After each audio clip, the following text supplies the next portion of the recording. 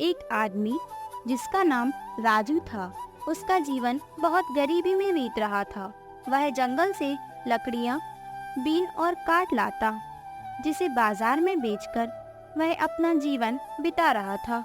सुनिए जी, आखिर कब तक आप इसी तरह से काम करती रहेंगी? अगर आप इसी तरह से काम करती रहोगी तो हम लोग कभी भी अमीर नहीं बन पाएंगे। और आप देखिए तो अपने चारों ओर आपके रिश्तेदार व मित्र सभी लोग कितने अमीर हो गए हैं। तुम कह तो सही रही हो, लेकिन तुम ही बताओ मैं क्या करूं। ना तो मेरे पास पैसे हैं जिससे मैं कोई नया व्यापार कर सकूं, ना ही मेरे पास इतनी ज़मीन है कि मैं कोई खेती बाड़ी कर सकूं। तो तुम ही बताओ, अब मेरे पास करने को क्या ही विकल्प बचा।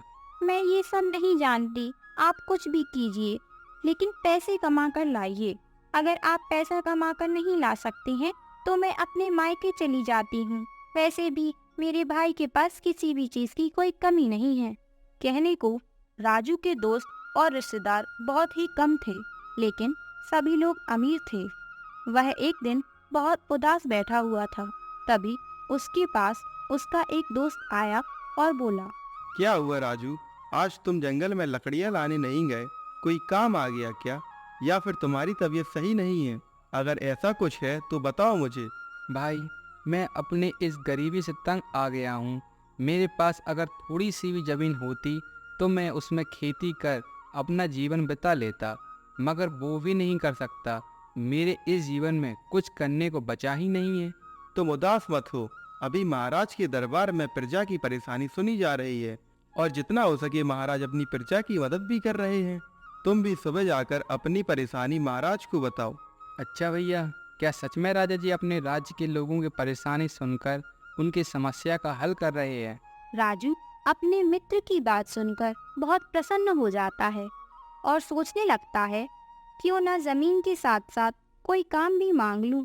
यह विचार कर सुबह होने का बेसब्री से इंतजार करने लगता है। अगली सुबह राजू महाराज के दरबार में अपनी समस्या लेकर पहुंच जाता है। राजू जब दरबार में जाता है तो वहां देखता है लोगों की काफी भीड़ जमा थी। सभी अपनी समस्या राजा को बताते और वहां से दूसरी कतार में चले जाते। राजू का भी जब नंबर आया तो उसने महाराज से कहा, महाराज की जय हो। महाराज, मैं आपके राज का गरीब लकड़हारा हूँ।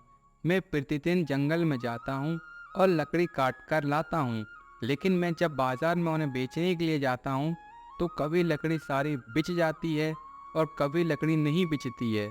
तो राजू, इसमें समस्या क्या है? किसी दिन व्यक्तियों को लकड़ी की ज़रूरत होती है और किसी दिन व्यक्तियों को लकड़ी की ज़रूरत नहीं होती है। तो मुझे इसमें तो कोई भी समस्या नज़र नहीं आ रही है तुम्हारी। महाराज, यही तो समस्या है। जिस दिन मेरी लकड़ी नहीं बिचती है उस दिन मेरे घर का चूल्हा भी नहीं जलता है, जिसकी वजह से मेरे परिवार को भूखे पेट ही सोना पड़ता है। इसलिए आपसे प्रार्थना है कि आप मुझे अपने जीवन बिताने के लिए कोई ज़मीन और कोई रोजगार दे दीजिए।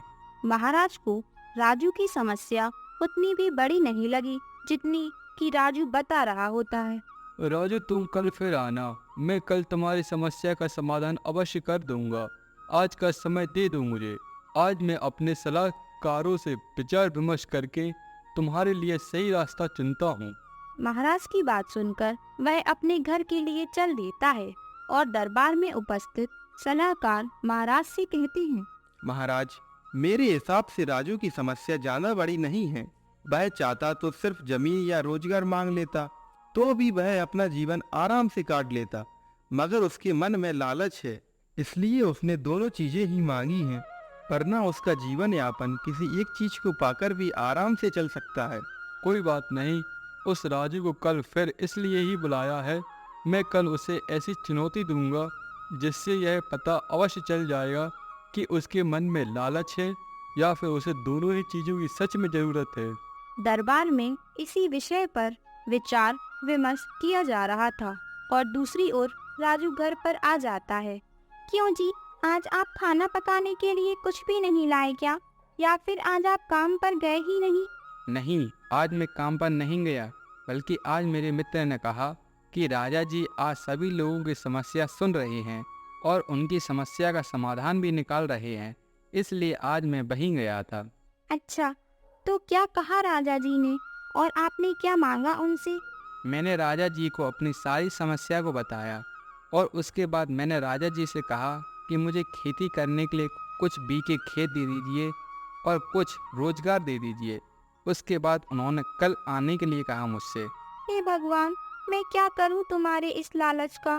तुमसे कितनी बार कहा है कि तुम अपने लालचीपन को भूल जाओ। क्या तुम महाराज से एक ही चीज नहीं मांग सकते थे क्या? यदि कल तुमसे वह फिर से पूछे तो तुम जमीन ही मांगना, लेकिन याद रहे, लालच मत करना। लालच बुरी बला है। ठीक है भगवान, मैं जब कल फिर से महाराज के पास जाऊंगा तो मैं कल जाते ही साथ महाराज से कह दूंगा कि मुझे खेत ही अकेले चाहिए। अगले दिन फिर से राजू दरबार में दोबारा उपस्थित हुआ। महाराज ने राजू से कहा, राजू, हम लोगों ने तुम्हारी समस्या पर विचार विमर्श किया, लेकिन हम सभी लोगों को तुम्हारी समस्या इतनी भी बड़ी नहीं लगी कि मैं तुम्हें दोनों ही दे दूं। तो बताओ, तुम इन दोनों चीजों में से क्या चाहते हो? महाराज, मुझे रोजगार नहीं चाहिए। आप सिर्फ मुझे कुछ बीघे खेत के दे दीजिए। मैं वही चाहता हूँ। मैं उन्हीं में अपना और अपने परिवार का जीवन यापन करता रहूँगा। अच्छा, तो तुमने खेत को चुना है तो ठीक है। तुम कल सूर्य उदय होने से पहले तुम महल के पीछे वाले खेतों में आ जाना, वहीं तुम्हें जमीन मिलेगी। पर याद रहे, सूर्य उदय से पहले ही आ जाना, ज्यादा समय मत लगाना। यदि सूर्योदय के बाद आए तो तुम्हें कुछ हाथ नहीं लगेगा। अब जाओ तुम। सभी दरबारी महाराज की बात चुपचाप सुन रहे थे और राजू भी खुशी खुशी अपने घर चला जाता है और रात हो जाती है। वह अगली सुबह फिर से महाराज के बताए हुए जगह पर उपस्थित होता है। वहाँ महाराज पहले से ही अपने मंत्री और कुछ सिपाहियों के साथ वहाँ उपस्थित होते हैं। राजू को देखते ही महाराज बोले, आ गए राजू, तुम ध्यान से सुनो मेरी बात। सूर्य उगते ही तुम भागना शुरू कर देना। सूर्य डूबने के पहले तक जितना दूर दौड़ोगे वह सारी जमीन तुम्हारी हो जाएगी। पर याद रहे, तुम जितना दूर दौड़ोगे तुम दौड़ सकते हो, पर याद रहे लौटकर तुम्हें यहीं वापस आना होगा, तभी तुम्हें जमीन मिलेगी। राजू महाराज की बात सुनते ही खुशी से पागल हो जाता है। सूर्य उगते ही राजू दौड़ना शुरू कर देता है और दौड़ते दौड़ते दोपहर हो जाती है। राजू थक जाता है, फिर सोचता है, थोड़ी दूर और दौड़ लेता हूँ। कल से मैं भी महाराज की तरह लोगों को सलाह दिया करूँगा, क्योंकि जिसके पास धन होता है लोग उसी से सलाह भी लेते हैं। मेरे पास तो कोई भी नहीं आता। जब मैं भी धनवान बन जाऊँगा तो आराम ही तो करना है। वह यह सब सोचते हुए फिर से भागना शुरू कर देता है और भागते भागते राजू बहुत दूर निकल जाता है। तभी उसे अचानक से याद आता है कि हे भगवान, मैं तो बिल्कुल ही भूल गया कि मुझे वापस भी लौटना है, तभी जमीन मुझे मिलेगी। अब क्या होगा? तब तक राजू बहुत थक चुका होता है। उसकी लाख चाहने पर भी उसके पैर अब उसका साथ नहीं दे पा रहे थे और राजू जमीन पर गिर जाता है और वहीं वह बेहोश हो जाता है। महाराज यह सब दूर से ही देख रहे होते हैं। राजू जब जमीन पर गिरा तो महाराज अपने सिपाहियों के साथ राजू के पास उसे देखने आ जाते हैं। सिपाही राजू को उठाता है। तभी महाराज बोलते हैं, क्यों राजू, क्या हुआ? तुम्हें तो 2 गज जमीन चाहिए थी। खामखा तुम यह इतनी मेहनत कर रहे थे। तुम्हारे लालच की वजह से तुमने 2 गज जमीन भी अपने हाथों से जाने दी। तुम चाहते तो थोड़ी दूर दौड़कर वापस भी आ सकते थे और जमीन ले सकते थे, पर तुम्हारे मन में तो मेरा आधा राज लेने की इच्छा थी, तभी तुम इतने दूर दौड़कर आए। महाराज, मुझे माफ़ कर दीजिए, मैं लालच में आ गया था। मुझे इस वक्त काम की सख्त से सख्त ज़रूरत है। मुझे अपनी गलती का बहुत ज़्यादा पछतावा है। कृपया करके आप मुझे एक मौका और दे दीजिए। महाराज राजू के इतनी बार माफी मांगने के बाद कहते हैं, ठीक है, जब तुम्हें अपनी गलती का इतना ज़्यादा पछतावा हो रहा है तो ठीक है। अब मैं तुम्हें ज़मीन तो नहीं दे सकता हूँ, तो एक काम करो, तुम अपने गांव में जाओ और वहाँ के सेठ धनपत राय से कहना कि महाराज ने कहा है कि तुम्हें अपने यहाँ काम पर रख ले। आपका बहुत बहुत धन्यवाद महाराज। मैं अब आज के बाद कभी भी लालच नहीं करूँगा। मैं अब मेहनत करके ही खाऊंगा। इतना कहकर वह अपने घर लौट जाता है और घर पहुंच जाता है। ये क्या हालत बना रखी है आपने अपनी? क्या कहीं आपको किसी ने पीट दिया है या फिर कहीं गिर गए थे क्या? हो ना हो आज फिर से आपकी लालच की वजह से आपकी यह हालत हो रखी है। हाँ, कुछ ऐसा ही समझो तुम। मैं राजा जी के पास जमीन लेने गया था। उन्होंने कहा कि जहाँ तक दौड़ सकते हो वहाँ तक दौड़ो और उस जगह तक की जमीन तुम्हारी हो जाएगी। अरे वाह, यह तो अच्छी बात है। फिर आप कितनी जमीन ले सके? पहले मेरी पूरी बात तो सुन लो सविता। मुझे जमीन एक सुई बराबर भी नहीं मिली, क्योंकि महाराज ने एक शर्त रखी थी, तुम जहाँ तक दौड़ोगे उसके बाद तुम्हें उसी जगह पर वापस भी आना है, और अगर तुम वापस नहीं आ सके तो तुम्हें जमीन नहीं मिलेगी। रुकिए, आगे की बात मैं बताती हूँ कि आगे क्या हुआ होगा। आप दौड़ते ही रहे होंगे और ज़्यादा ज़मीन पाने की लालच में जब आप बहुत आगे निकल गए होंगे तब आपको याद आया होगा कि मुझे वापस भी जाना है, लेकिन आप थक गए होंगे और वहीं बेहोश होकर गिर गए होंगे। हाँ, ऐसा ही हुआ था, लेकिन तुम्हें कैसे पता ये सब? आप शांत ही रहिए जी। हे भगवान, इनका लालच आखिरकार कब खत्म होगा? मेरी बात अभी ख़त्म नहीं हुई है। फिर मैंने महाराज से माफ़ी मांगी, तब उन्होंने मुझे माफ़ कर दिया और मुझे सेठ धनपत राय के यहाँ काम करने के लिए कहा। सुनिए जी, इस बार कुछ भी उल्टा सीधा मत करना, लेकिन आपने इस बार भी बहुत कुछ उल्टा सीधा किया तो पक्का मैं आपको छोड़कर अपने मायके चली जाऊंगी। वह यही सारी बातें कर रही थी और अगले ही दिन राजू सुबह सुबह सेठ धनपत राय के यहाँ जाने के लिए चल देता है। मैं सेठ धनपत राय जी के यहाँ जा तो रहा हूँ, लेकिन क्या वो मुझे अपने यहाँ काम पर रखेंगे भी या नहीं? वह तो बड़े सेठ हैं, उनके यहाँ काम करने वाले सभी लोग काफ़ी ज़्यादा समझदार होंगे और मैं तो बुद्धू हूँ। ये भगवान, आज आप संभाल लेना सब कुछ।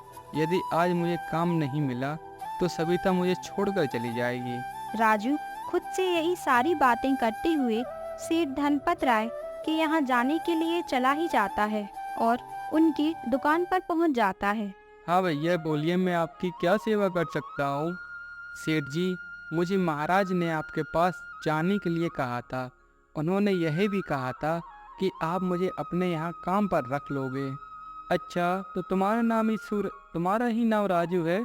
हाँ, मुझे महाराज ने अपने सैनिक के द्वारा यह सूचना मुझे मेरे पास भिजवाई थी। चलो, आज से तुम मेरे यहाँ काम करोगे और जब मैं खाना खाने के लिए अपने घर पर जाया करूँगा तो तुम मेरी जगह इस दुकान का ख्याल रखोगे, समझे तुम? हाँ सेठ जी, मैं समझ गया।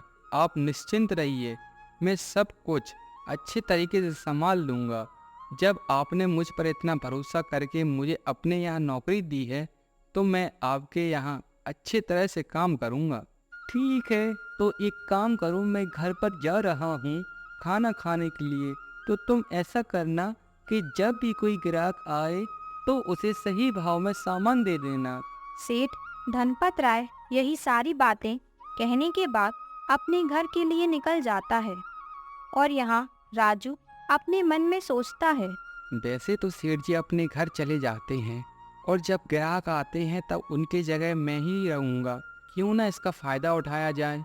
जब ग्राहक आया करेगा तो मैं उसे उस वस्तु का ज़्यादा मूल्य बताया करूँगा और जो ज़्यादा पैसा आया करेगा मैं उसे अपने पास रख लिया करूँगा। राजू अपनी हरकतों से बाज नहीं आया और जब उसके पास आया तो भैया 1 किलो चावल दे दीजिए। वैसे क्या भाव है 1 किलो चावल का? भैया 1 किलो चावल का मूल्य 20 रुपए किलो है।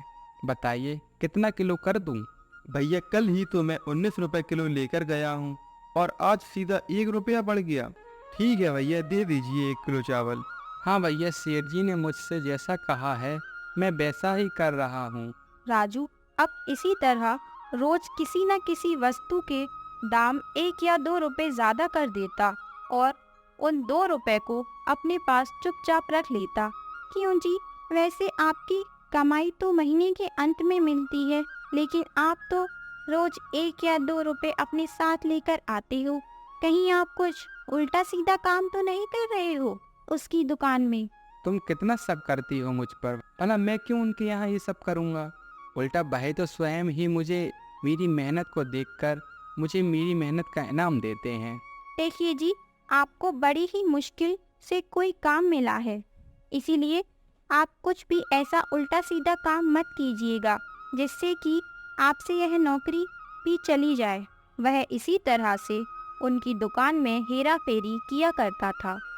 फिर एक दिन जब वह सेठ धनपत राय जी के यहाँ गया तो उनके झूले पर पैसे रखे होते हैं। तो राजू सोचता है, मालिक ने मुझे पता नहीं किस लिए बुलाया है और यहाँ झूले पर भी पैसे पड़े हैं, क्यों ना मैं इन्हें ले लूँ। किसी को थोड़ी ही कुछ पता चलेगा और वैसे भी यहाँ मुझे कोई देख भी नहीं रहा है। वह चुपचाप से पैसे उठा लेता है और उसे लगता है कि उसे चोरी करते हुए कोई नहीं देख रहा होता है। लेकिन जब सेठ धनपत राय उसके पास आ रहे होते हैं तो वह वहीं रुक जाते हैं और देखते हैं कि ये राजू कर क्या रहा है, और वह उसे चोरी करते हुए देख लेते हैं। फिर अगले दिन जब राजू दुकान पर जाता है, वो इसलिए क्योंकि लोगों की बहुत शिकायत आ रही है कि हमारी दुकान का सामान हम लोग बहुत महंगा बेच रहे हैं। तो वैसे कितने पैसे जोड़ लिए तुमने राजू? सेठ जी, आप क्या कह रहे हैं और क्या कहना चाह रहे हैं? मुझे कुछ भी समझ नहीं आ रहा है। राजू, तुम इतने भी सीधे मत बनो जितना कि तुम हो भी नहीं। तुम मेरे पेट पीछे मेरी दुकान में क्या क्या करते हो मुझे अच्छे से पता है, और मैं तुम्हारी इन गलतियों को माफ़ करता रहा हूँ। मैंने सोचा कि तुम गरीब हो, 2 पैसे ज़्यादा कमा लोगे तो क्या चला जाएगा, लेकिन तुमने तो कल हद ही कर दी। मैंने तुम्हें अब कल अपने यहाँ इसलिए ही बुलाया था क्योंकि मुझे तुम्हें तुम्हारी महीने की कमाई देनी थी। तुमने उसी को चुरा लिया। मालिक, मुझे माफ़ कर दो मालिक, मैं आज के बाद ऐसा कुछ नहीं करूँगा। कृपया करके मुझे माफ़ कर दो, मेरे पास कुछ भी काम नहीं रहेगा। राजू, तुम यहाँ से चले जाओ, इससे पहले कि मैं महाराज के सैनिकों को बुलाऊं तुम्हें गिरफ्तार करने के लिए। इतना सुनकर राजू वहाँ से चला जाता है और वह घर आ जाता है। क्या हुआ जी, ये मुंह क्यों लटका रखा है? अब क्या कर दिया आपने? मुझे सेठ जी ने काम से निकाल दिया। क्या मतलब काम से निकाल दिया? आपने फिर से कुछ किया है क्या, या फिर आपकी जगह किसी और को रख लिया है? आप सच सच बताइए, क्या हुआ, वरना अच्छा नहीं होगा। मैं कल जब सेठ जी के यहाँ गया तो उनके झूले पर मुझे देने के लिए पैसे रखे थे और मुझे यह पता नहीं था। मैंने उन पैसों को चुरा लिया और यह सब सेठ जी ने देख लिया और मुझे काम से निकाल दिया। हे भगवान, आपका लालचपन इस हद तक बढ़ गया कि अब आप चोरी भी करने लगे हो। वह कितने अच्छे सेठ जी थे और आपने उनके साथ भी ऐसा किया। मुझे आज आपके साथ नहीं रहना है, मैं जा रही हूँ अपने मायके। सविता अपने मायके चली जाती है और राजू अपने सिर पर हाथ रखकर रोता हुआ रह जाता है। सही ही कहा गया है कि ज्यादा लालच बुरी बला है।